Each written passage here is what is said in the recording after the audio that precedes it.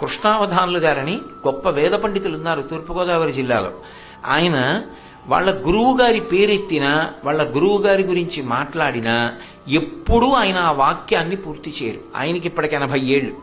80 ఏళ్ల వయస్సులో ఎప్పుడైనా మా గురువు గారు నాకు పాఠం చెప్పిన సన్నివేశం అని చెప్పవలసి వస్తే ఆయనకి కళ్ళమ్మటి నీళ్లు కారిపోయి, ముక్కంట నీళ్లు కారిపోయి, కంఠం గాద్గదికమైపోయి ఒక్క క్షణం ఆగిపోయి మళ్ళీ కళ్ళు ముక్కు తుడుచుకుని మాట్లాడతారు. పూజామందిరంలో వాళ్ళ గురువు గారి ఫోటో చూస్తే వలవల వలవల కళ్ళంపట నీళ్లు కారిపోతాయి.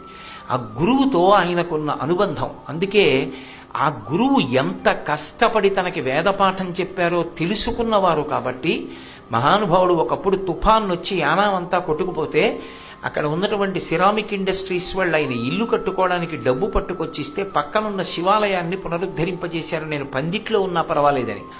ఒక వ్యక్తి, మీరు ఇంత గొప్పగా వేదం చదువుకున్నారు, ఈ డబ్బు ఉంచుకోండి పట్టుకొచ్చి డబ్బు కట్టలు అక్కడ పెడితే, ఒరే నాయన ఈ డబ్బు కట్టలు తీసుకుని నేను ఇంట్లో పెట్టుకుంటే వీడు ఎప్పుడు చచ్చిపోతాడని చూస్తారు, ఈ డబ్బు కట్టలు వాళ్ళవవుతాయని. కానీ నేను ఇంకొక విద్యార్థికి వేదం చెప్తే నా ఊపిరి ఉపయోగపడుతుంది.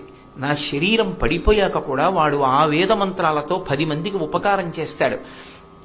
నీకు వీలైతే ఇంకో విద్యార్థిని అప్పచెప్పు, పాఠం చెప్తాను.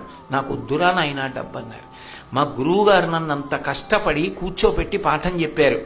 మళ్ళీ నేను మా గురువు గారిలా 10 మందికి పాఠం చెప్తే చాలు.